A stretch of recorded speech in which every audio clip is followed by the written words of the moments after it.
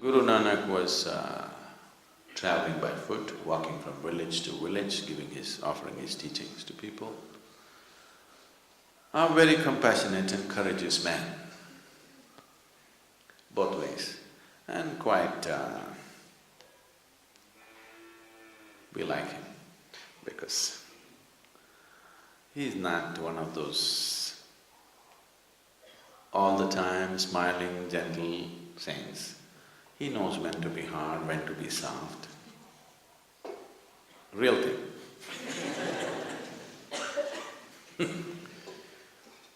So one day, he happened to be a guest in a home of a very rich man in the area.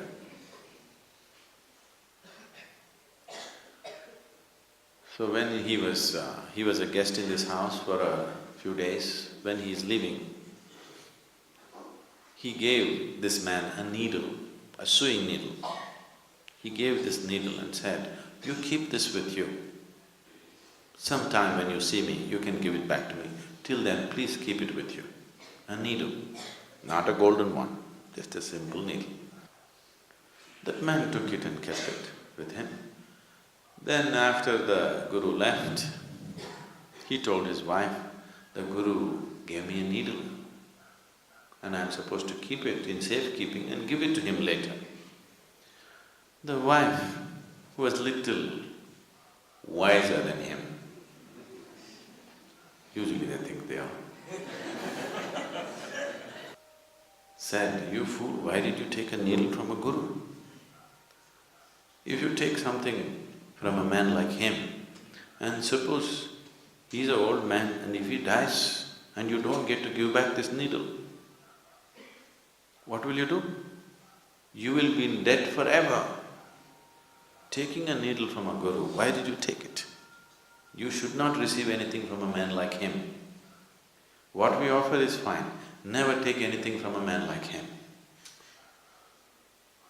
And if he dies and goes away, you can't carry this needle to heaven and give it there.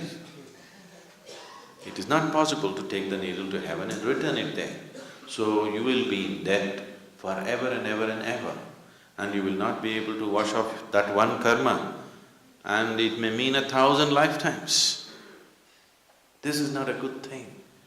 Just somehow find him and return it to him immediately." So the man started trekking behind the Guru. The Guru walks fast. But slowly, after a couple of months, the man caught up as to where he is. And then he said, "Oh my Guru, I don't want to carry this needle with me because just in case you're an old man, if you die, and I will be left in debt forever. And I know I cannot carry this needle to heaven and return it to you there." So, Guru Nanak said, "So you know that you can't carry this needle to heaven. You know that, right?" He said, "Yes." "Then when you know this, that you can't carry a needle, what are all these things that you're accumulating? You will not be able to carry any of that. If you can't carry a needle, definitely you can't carry anything else." Then the man got the message. He fell at his feet and he went back home, sold everything that he can sell, just kept what is needed for his family, for him and his family. And the rest, because the whole society was poverty-stricken, so he went about building whatever was needed for the well-being of the people around. All these days, people were living in poverty, he was going on accumulating. The world is a limited space. This planet is a limited resource. If each individual goes about accumulating endlessly, all that can happen is strife, all that can happen is pain. Unless every individual somewhere fixes it within himself, okay, this is my deal, beyond this I will not go. Rest of my capabilities, I will use it for everybody's well-being. If does not come in a human being, he is a disaster to himself and to the world. The disaster on this planet is not earthquake, not volcano, not a tsunami. The true disaster is human ignorance. This is the only disaster. Ignorance is the only disaster. Enlightenment is the only solution. There's really no other solution, please see. So, spiritual process, if it has to become alive, this is not about renunciation. This is just about living sensibly. Wrong words have been put by external scholars.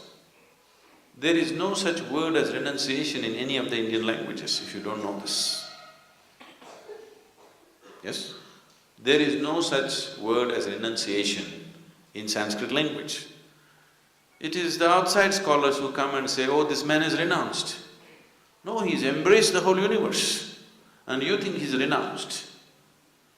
That is your understanding, because you cannot think of life without possessing this one part of the planet is mine, without that you cannot live. Somebody has embraced the whole universe, so he did not think he has to gather it because all the stars belong to him. The whole galaxy belongs to him. He did not think it is necessary for him to gather something and keep it in his bag or in his bank. It did not arise, it did not occur to him. This is not renunciation. So understanding life from an inner perspective, not from an objective sense, because objectively whatever you perceive is only good enough for survival. You need a subjective perception of life.